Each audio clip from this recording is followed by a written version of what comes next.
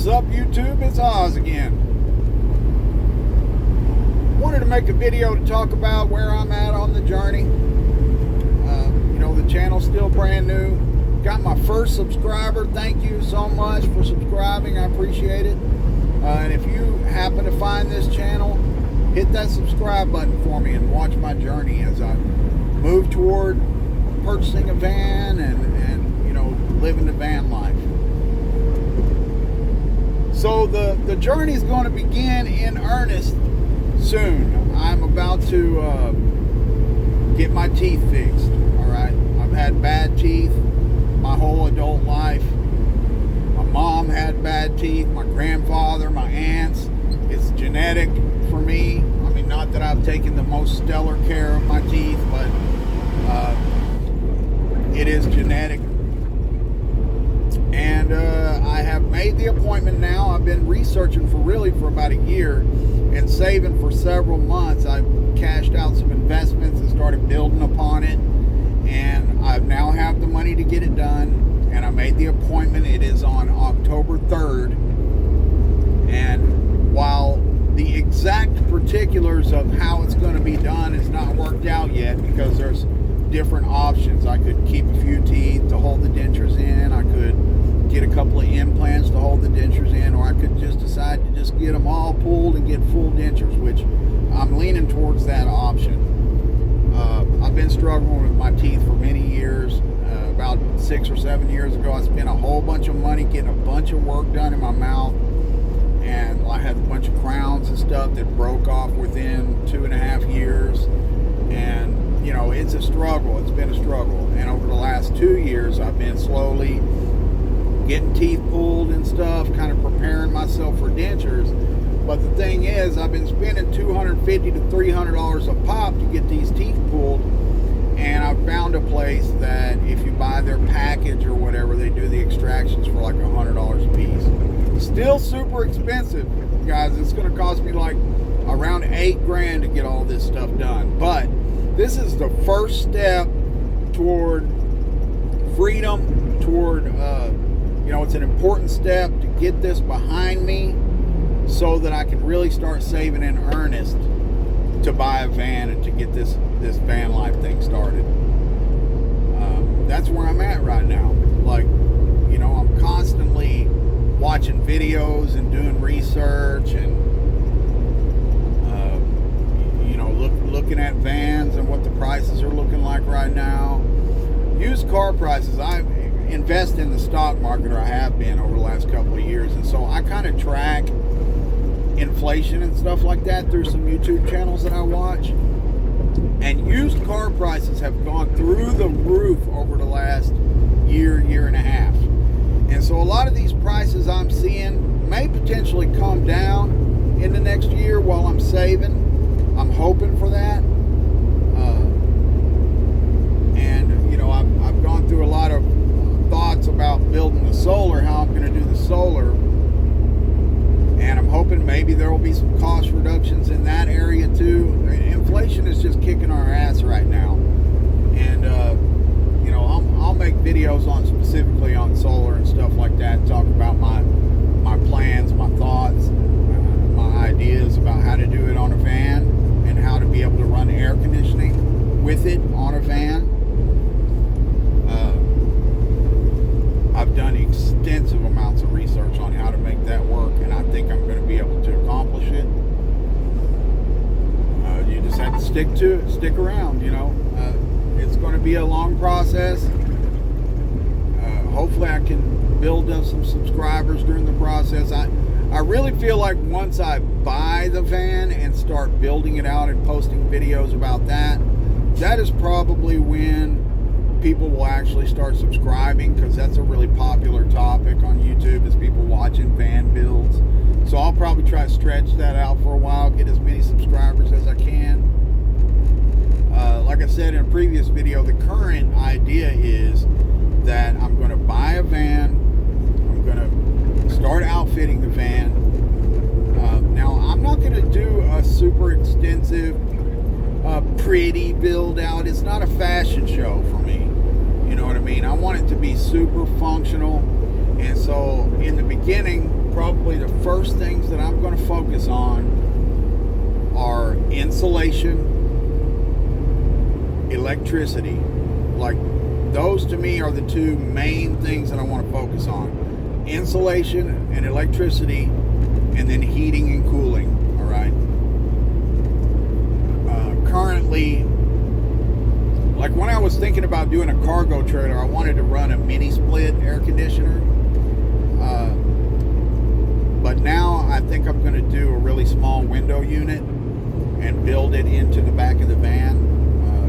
I've got a bunch of ideas on how I'm going to do it as far as the mounting and making it function. Because you just can't fit as much solar onto a van. I've got it figured so that I'm positive I can get 900 watts on top of the van and still have room for like a max air fan or something. I'm pretty positive I can get at least 900 watts on top of the van. All right. I've done a lot of calculations. I've looked into what kind of solar panels I want, and I'm going to go with big residential type solar panels to get the most bang for my buck within the smallest footprint. Because if you try to do 900 watts with Renogy 100 watt solar panels or some shit, it's going to be a lot more expensive and it's going to take up a lot more room. So, the panels that I'm currently looking at are 455 watt residential panels, and you can definitely get 2 of those on top of a van, and that's 900 watts. And then I'm leaning towards buying a third panel and making it like something that I can either pull out and hook it to the van, or pull out and put on the ground, or something to get more, because really I want 2,000 watts. All right, I want to hit the 2,000 watt mark, but it's just not real feasible in a van, because you're going to have to store a couple of those panels inside the van when you're not using them. And although I have some ideas on how I can accomplish that, it remains to be seen. We're just going to have to bank on 900 watts, and if I can only get the 900 watts, then I'm probably going to do a DC to DC charger, a second alternator, and a DC to DC charger, so that I can charge also while the van is running. Anyway, that's, the solar is priority. The solar and the climate control is priority. Everything else after that can be worked out. I'm going to have a refrigerator, and whether it's electric or gas, I'm going to have the ability to cook in the van, and I'm going to have some kind of a shower setup. I've got a lot of ideas for that, but I'm going to have a way to, make my coffee, cook my food, take a shower, use the restroom, all that stuff inside the van, And the experience that I have in this truck is going to really translate into that, because I do most of that stuff in my truck now, other than showering. I don't keep a huge water supply in the truck. Just enough for coffee. I make coffee every morning here in here. I have a microwave and cook in here, and I've been living in this fashion for years already, and did it for, years ago, did it back then when I didn't even have all of the fancy schmancy stuff that I have in this truck. And so I have a good handle on what type of foods you can buy, how to cook in a small environment like this, and I'm ready, guys. I'm ready to start saving and getting ready to build out a van. I've already talked to my parents. They're going to allow me to park my truck out at their place once I buy a van, and come out there and work on the van until I get it done, because I'm floundering back and forth on to whether I'm going to keep my Yukon or sell it. I have a 1995 Yukon. It's almost 30 years old. It's a classic. I had a guy pull me over at a stoplight last time I was home and offer me 10 grand for it. It's in pretty decent. It's in pretty good shape. It has no rust. It's got few dents. It does have the classic GM Sunwear screwed up paint on the hood and the top. lot of interior work to it, and it has a fairly new engine and transmission in it, and everything's been replaced on it. And I'm just not sure that I want to let it go. I feel like if I hold on to it for a while, it may be worth quite a bit more money. So it remains to be seen what I'll do, but I have a place to park it. I have a place to park it once I decide to buy a van.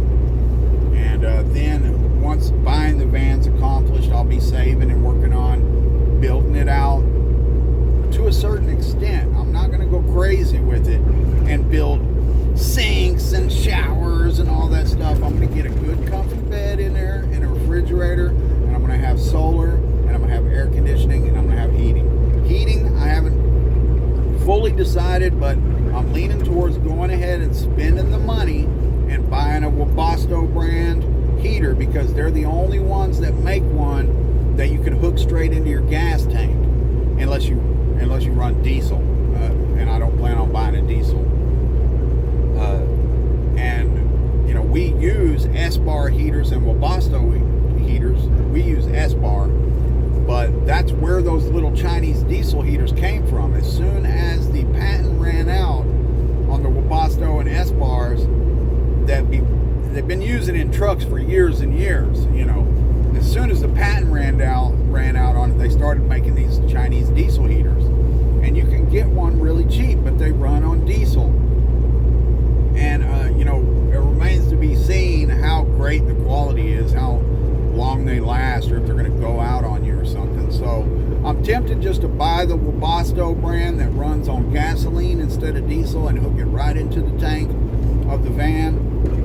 It's expensive, a lot more expensive than the Chinese diesel heaters, but it's super reliable, and you can hook it right into your fuel tank, and you don't have to haul cans of fuel, and because you don't want to be hauling cans of fuel, guys. I mean, you know, hauling cans of fuel, like, it stinks. You don't want that in your home. It's just not, in my opinion, a good way to do it. Anyway, I'm kind of getting off track. I just wanted to make this video, talk about where I'm at. I'm going to get my teeth done in October. I'm taking 2 weeks off at the beginning of October. Some friends have offered me to stay at their house to recoup, save me money on hotels. So I'm getting it done out there where they live. And then once that's done, the saving will begin. So stick around, hit that subscribe button. Thanks for watching.